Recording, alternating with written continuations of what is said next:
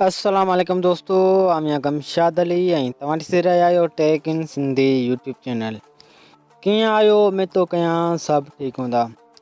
दोस्तों जेको हिन वीडियो में तव्हांखे मां फेसबुक ते ऑडियो लाइव कीअं अचिजे उन जे बारे में तव्हांखे मां मुकमल तरीक़ो ॿुधाईंदुसि।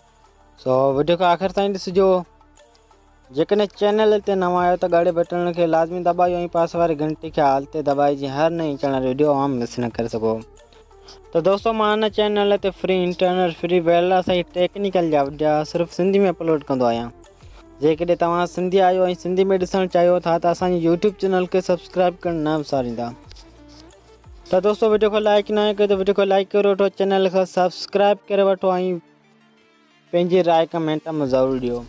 तो दोस्तों फेसबुक ते ऑडियो कीअं लाइव अचिजे। सो सभ खां पहिरीं तव्हांखे प्ले स्टोर में अचिणो आहे ऐं प्ले स्टोर में अचण खां पोइ तव्हांखे हिते फेसबुक लिखणो आहे। फेसबुक लिखण खां पोइ तव्हांखे हिते जेको नओं अपडेट आहे सो तव्हांखे इन जो अपडेट करिणो आहे। ठीकु आहे, उहो इंस्टॉल करिणो आहे। उन खां पोइ हुन खे पहिरीं अपडेट करे रखियो आहे, उन खां पोइ कयूं था ओपन। त दोस्तों फेसबुक ते लाइव ऑडियो अचणु इंतिहाई आसान आहे। सो तव्हांखे हिते हाणे लाइव जो बटन मिलींदो। तव्हांखे हिते तव्हां ॾिसी सघो था लाइव। तव्हां हिन लाइव ते क्लिक कयो।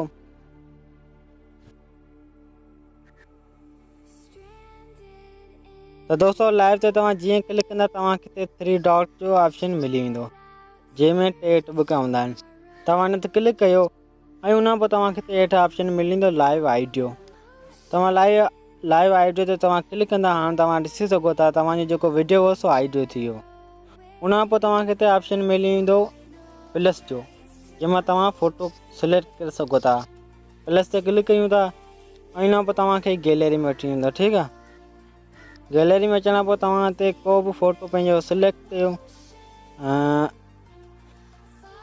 त दोस्तों मां पंहिंजो ही फ़ोटो सिलेक्ट थो कयां, उन खां पोइ डन कयो ऐं उन खां पोइ तव्हांखे हिते वरी ऑप्शन जो डन मिलंदो। तव्हां डन कयो, तव्हां ॾिसी सघो था हाणे जेको तव्हांजो लाइव हो सो ऑडियो में तब्दील थी चुको आहे ऐं उन खां पोइ तव्हांखे अचिणो हाणे मैक्स प्लेयर में।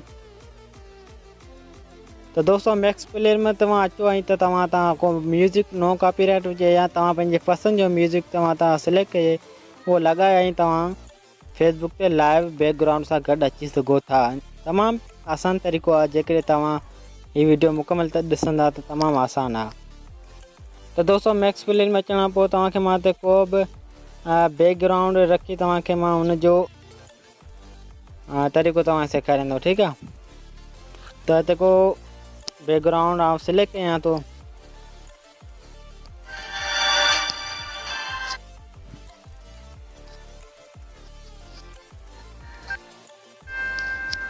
तो दोस्तों तव्हां म्यूज़िक सिलेक्ट कयो ऐं हाणे अचो तव्हां फेसबुक ते। हाणे तव्हां ॾिसी सघो था तव्हांजो जेको म्यूज़िक आहे सो बि हली रहियो आहे ऐं तव्हां ते लाइव स्टार्ट ते क्लिक कयो त तव्हांजे लाइव में इहो म्यूज़िक पूर्ण शामिलु हूंदो। सो उन तरीक़े सां तव्हां फेसबुक ते लाइव अची सघो था। इंतिहाई आसान तरीक़ो आहे। सो इहा बि अॼोकी वीडियो कीअं लॻी पंहिंजी राय कमेंट में ज़रूरु ॾिजो। वधीक नयुनि वीडियोज़ जे लाइ असांजे यूट्यूब चैनल खे सब्सक्राइब करणु न विसारींदा। मिलूं था नेक्स्ट वीडियो में, तेसिताईं ख़ुदा हाफ़िज़, बाय बाय।